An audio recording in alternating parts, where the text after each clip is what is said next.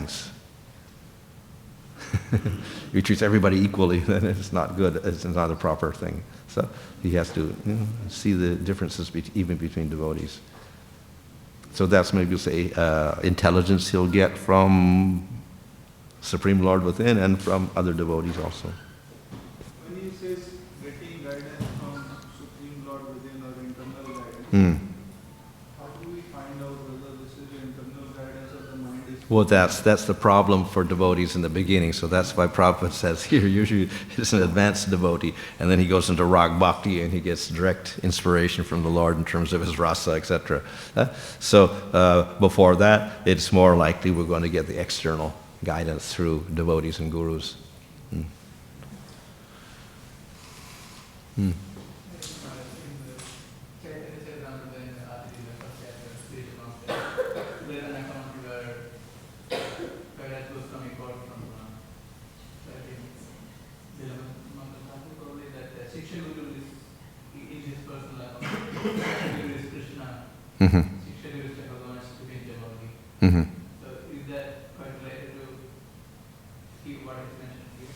He had guru, Bhagavan was his guru? Yeah. Yeah, it can't be like that. Or we could say that the Lord was speaking through the prostitute or something also like that. So yeah, we have cases like that. Of course, they're probably a little rare. Yeah? Or I think they're in the 11th canto. There's a whole story also of everything in the material world being a shiksha guru, seeing different material things. That's a little bit of an extension, though, not exactly like shiksha guru in the normal sense. But and the other point made in the Adi Lila is that the shiksha guru and the diksha guru should be treated equally. There is no difference, because they're both giving this shakti of Bhagavan, bhakti to the devotees. I'm thinking, Maharaj, if a Brahmachari or someone has Karmakanda Guru and Vaishnava Guru or Father as Guru, like they can't all be accepted as Hare because the teachings must be Yeah, so this is a rather surprising statement that Jiva Goswami makes there. You treat even your karma guru as God. So I think the context of this was that it's talking about Varnashram system and the Brahmachari. So it's not necessarily Vaishnavic. It's just that all the three upper castes get from their father the Brahma Gayatri mantra. Then they're qualified to get teachings from some gurus and learn at least one Veda, along with the Brahmanas, Aranyakas, Upanishads, and Samhita of one Veda. So there they're going to get some Karmakanda, definitely, even if the guru is a Vaishnava, but he may be impersonalist, or maybe in Jnana, or it could be following Jaimini, something into Karma, Karma Mimamsa, which is atheistic. So nevertheless, you treat your guru as directly the Supreme Lord.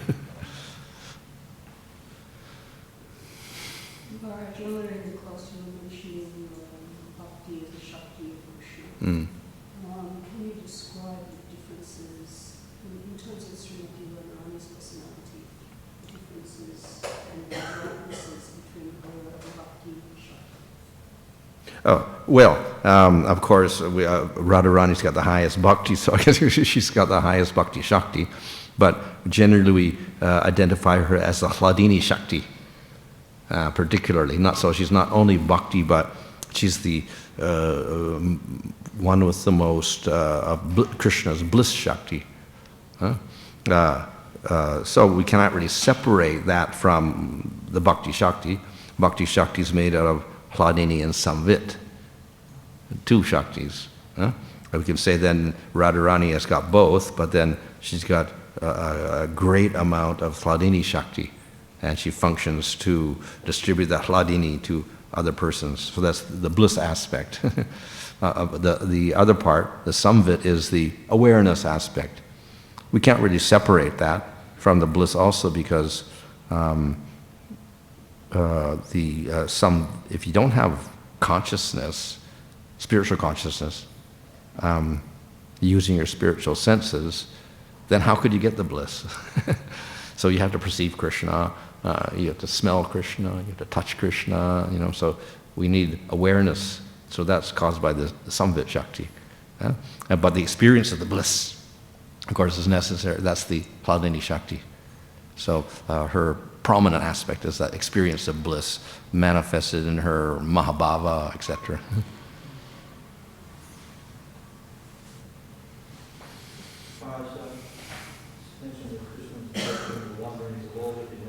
Mm-hmm.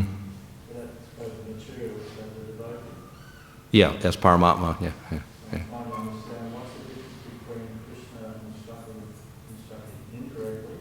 Yeah.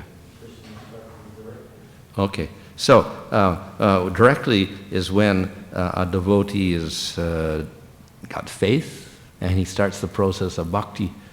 Then the Lord becomes more interested in, Krishna says, I'm equal to everyone, but I'm in my devotees in me. So when one becomes a devotee, then the Krishna is taking more personal interest. And the more you advance in bhakti, the more Krishna becomes attracted, until in prema, he gets controlled by the devotee. And so he participates more and more interacts more and more with the devotee until he's under the control of the devotee in prema. But from the very beginning of bhakti, there's necessarily some great interest of Krishna in that devotee. So that's his personal interest. For people in general, Krishna also is not indifferent to anybody in the material world, but at the same time he's like the bird in the tree, and when the other bird is eating the fruit, the bird is just looking like that. He's looking at him. So he's arranging for that bird to get his enjoyment. If you really want material enjoyment, Paramatma's there. Make arrangements with your senses so that you can use your senses properly, and according to your karma, you can get your particular type of enjoyment. So he makes arrangements within the law of karma, which is also the Lord's arrangement.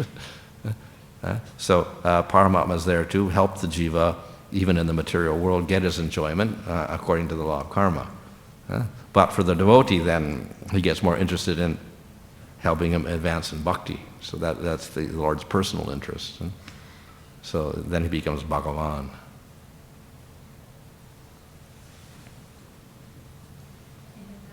Like in the next verse that we read a little bit, that the speaker was able to observe the super soul sitting side by side. So he was able to observe himself and the Lord himself, and all the coverings of his book. To what extent he was able to understand? Like, to what extent was the super soul revealed to him? Well, we don't have so many details here, but obviously he could distinguish Jiva from Supreme Lord, so that much he got.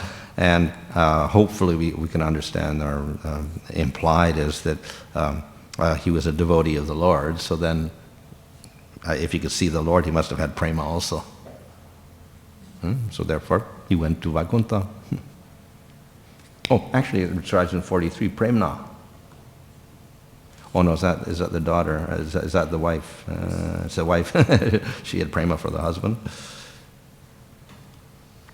But anyway, we can understand that he was very advanced, because if you can see the Lord in any form, he must have spiritual eyes.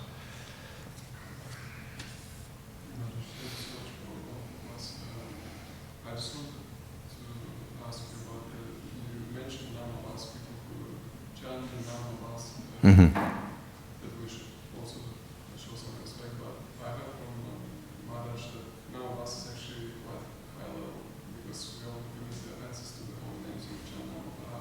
Mm-hmm. So Namavas is actually leading to Shuddhanam in the sense that it's like higher levels. Yeah. Well, there's two types of namabhas. One is accidental namabhas, like Ajamil, chanting the name of Narayan. He's not even a devotee. So that's quite unadvanced. That type of chanting is for people that have no faith at all, and so they just accidentally chant for some reason. So that's one non-advanced. The other is people who do have some intention to chant, because they've heard something from somebody, so they chant. But it can go off in two directions. One is without offense, and the other is with offense. So the with offense, of course, is not very good. So there are many people in India that chant out of tradition or whatever. They may be smartas or impersonalists or whatever. So they will chant because some guru told them to chant. It's good for your, sadhana now. But at the same time, And their conviction is that the goal is to merge in Brahman, and that the name of the Lord is material, and the form of the Lord is material. So that's offense. So that's a namabhas, but then it very quickly turns into worse than that. It turns into a namaparad also, mixed. The other is a devotee who is intentionally chanting, and he's trying to follow bhakti, but he doesn't got proper information because he doesn't meet devotees practicing pure bhakti. He has no bad intentions, and he doesn't want to reject the Lord, he doesn't want to think of his material, but he doesn't quite know, so he's more or less in ignorance. So that's another type of devotee. We can say by ignorance he's making offense perhaps, but it's not because he has a philosophical conviction that the Lord has a material body or anything, but he just doesn't quite know.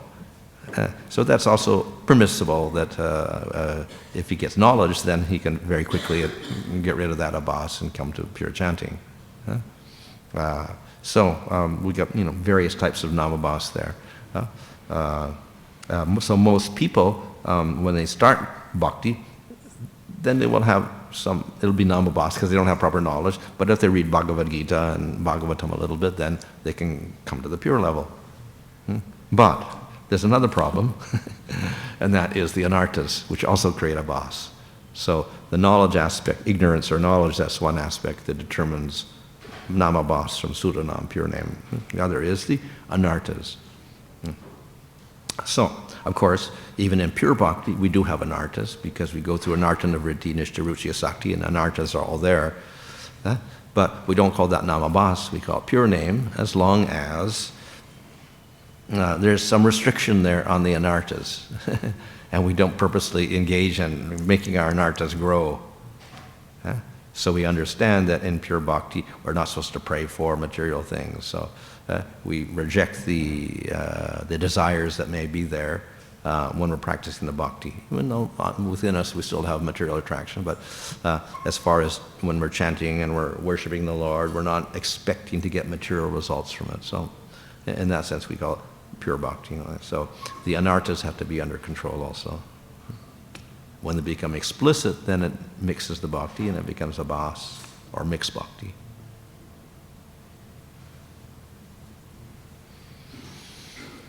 Just following on from the previous question, sometimes we see materialistic people do bad things. I know we can say, oh God, probably do it. So to what extent can we say that is true? Because certain souls in the heart is directing karma before we can enter this.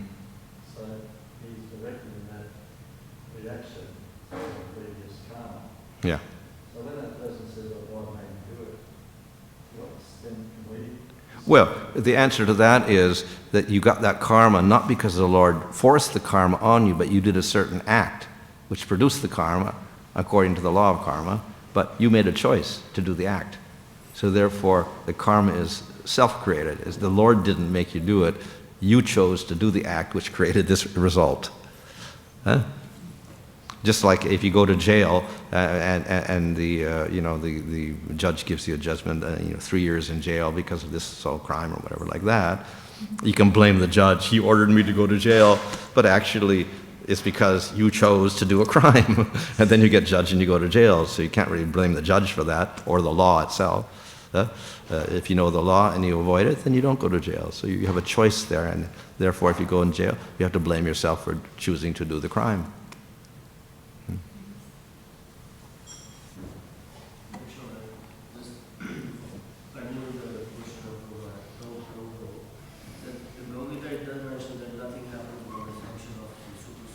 Yeah. So they're not really being a judge. The judge didn't put him into the jail because of his activity going into the jail. Yeah. The question is what made that person activity find free will, but at the same time. The Lord controls everything, so He made His free will operate so that He would do that. No, free will, He gives you free will, so that's where the Lord operates, and then He gives you the choice. So you choose. So where's the free will, where's the power of the Lord? It's the one, he gives you the free will. That's where the Lord's power is. But He doesn't make you choose one or the other. If that were so, then the karma should go to Krishna, not everybody else. because he made you do the karma and you got the bad result, so therefore he should get the karma for it. But we choose, so we get the result. So that's because the Lord gives that free will and ability to choose to the jiva. Even though it's, we can say, covered by ignorance or whatever, different things, still there's some capacity to choose there. And accordingly, we have to bear the results of that. So by previous karma, you might be forced to act in a particular way. Well, we're forced into circumstances, but we're not forced to do the act. Then we choose in that particular situation as a human being. As an animal, we have no real choice because we don't have intelligence. But if you're put in a very bad situation due to your karmas or whatever, then you do have some free will. Of course, if you end up in a tamagun situation, it's very difficult to choose properly. If you're in a sattvic situation, it's very easy. So by our karmas, we're put in a situation that creates a lot of tamagun. Even there, you can choose to get out of a tamagun situation. But most people don't. But if you have the good, let's say you're in a tamagun situation, you could choose one thing. I will not listen to tamagun music anymore. So when you make that choice and you don't listen to all this crazy music, then immediately you get a little bit of, elevation and your thing. So it's not that it's controlled by karma, but you make a choice. I don't want to listen to that bad music anymore. I don't want to take that food anymore. Then you automatically get a little change in your guna. So there is opportunity for change, even if it's a little bit of change. And then if you get to that level, then you could probably make better choices also. Actually, on the same way of talking, of the questions, they say that Krishna can know our destination even for many lifetimes. Krishna knows our past, present, and future. Yeah. Well, that's a question. Yeah. Yeah. That means he knows our choices, what choices we Yeah, make. well, that's the question we ask because we're in the material world and we're subject to a perception of past, present, future, and time operating in a linear direction. May not be like that from the spiritual point of view. So then Krishna's, and even a jiva in the spiritual world, when they look at the material world and time, they see it much differently. So they won't ask questions like that. Krishna can see past, present, future, so he must know where I'm going to go. And it's part of our material, conception of past, present, future, and things like that. And so actually, time is mysterious, and even scientists cannot understand what time is. So, from the spiritual point of view, it's quite different from what we think it is. But we have heard that in the spiritual world there is no time. But Yeah, no material time. But is there a sense of spiritual time like the seasons? Oh yeah. Well, they have Krishna wakes up in the morning. Krishna goes in the field. At 12 o'clock, he starts eating his food that Mother Yasoda makes. In the afternoon, he returns. Then when he comes home, Mother Yasoda feeds him. Then later on, he goes to bed. Then he gets up and goes to Ras Leela. Then he comes back. And so, middle of the night. So there is time in that sense. It's not material time because material time controls and operates along with karma. So it's not that type of time at all. It's time in subservience to the leelas of Krishna, which create prema, not which create suffering for the jivas. Because one person was giving a presentation saying that Ashtakali Leela, that is only belong to the Gokul Vrindavan here. No, spiritual world also. Eternal pastimes. When you say time is mysterious, what does that mean? Because even material scientists don't know what it is. It's very difficult to define, even by scientists. We just think time, okay, yesterday, today, tomorrow, like that. So kind of a simple perception of time. When we get to a scientific definition like mass and speed and creation, destruction, all these sort of things, and motion, whatever, and you try to define time, it's very mysterious. They can't quite define it even. Yeah? They use it, like E equals MC squared and all this, but what it is, they don't really know. But it certainly is a factor and a force within material world, but they can't really define what it is. It's not an electromagnetic force. It's not a, it's not a particle. It's not, they don't know what it is. Yeah. If you had no memory, time wouldn't exist.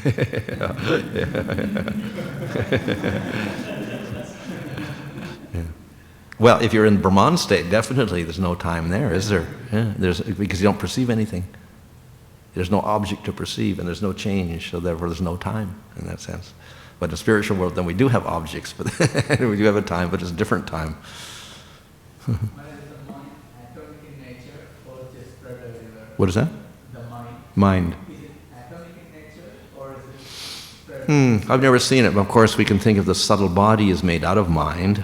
Yeah. So the Sukshma Sarira is actually like this body, but a little extended, like, aura and all that. So in that sense we can say extend, but usually it probably concentrates, for us at least, in our conditioned state, and maybe modern world it gets located somewhere in our head or something probably.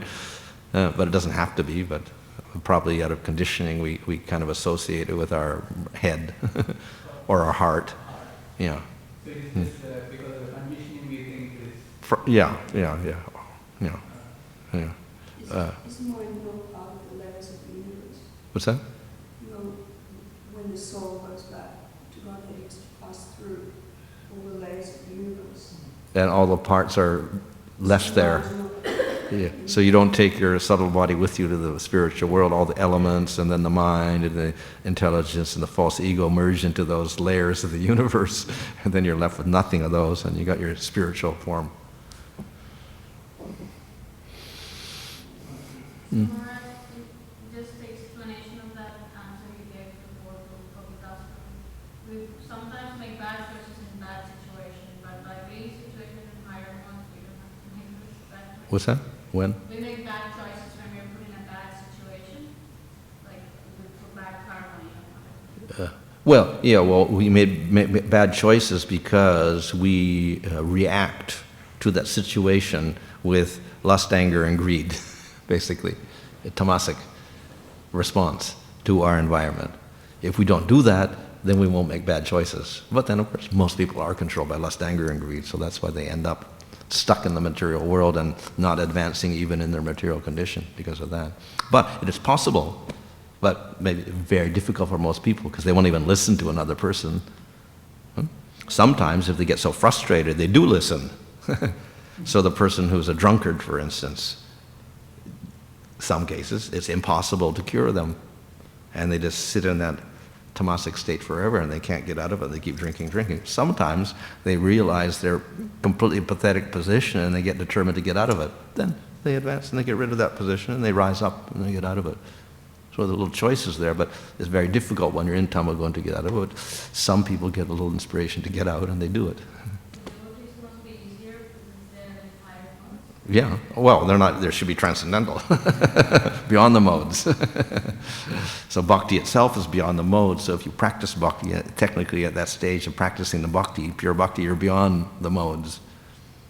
If you practice tamagun bhakti, of course you're still kind of in the modes, but or rajagun or sattvagun, but if you're practicing pure bhakti, then technically when you do that, you should be on the modes.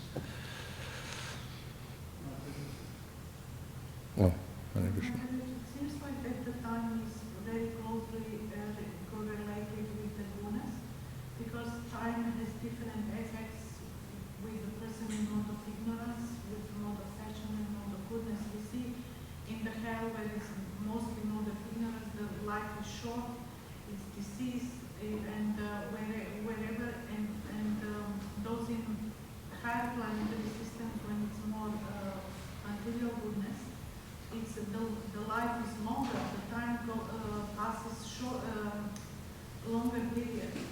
And it says also in Śrīmad Bhāgavatam that those who engage in devotional service, their life is prolonged. Mm-hmm. So it seems like there is a strong correlation between the gunas and the time, and effects on the time of different people according to the mixture of gunas they have in themselves. Well, we can say that the higher you rise in the gunas, the less suffering we get from time and its factors. But still, it's there. So Brahma has long lifespan, but eventually he dies also. But longer lifespan, no sickness, no old age, etc. So because that's a state of very, very pure sattva gun. So the higher you go, the more comfortably you can live in the material world, relatively speaking. So you escape from the negative aspects of time, but not completely. What's Krishna's to Bhagavan Swayam? That Krishna, is it referring to Vaishvara form or is it referring to Mathura? Well, it can refer to both, because either way Krishna is superior, but then of course ultimately the Vrindavan form is superior to the Dvaraka and Mathura form also. So that means that the other forms are Amsas of Krishna or is it Swayam Bhagavan? They're all Swayam Bhagavan. Yeah.